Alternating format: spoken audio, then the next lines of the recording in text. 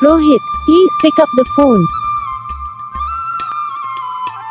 Rohit, please pick up the phone. Rohit, please pick up the phone. Rohit, please pick up the phone. Rohit, please pick up the phone.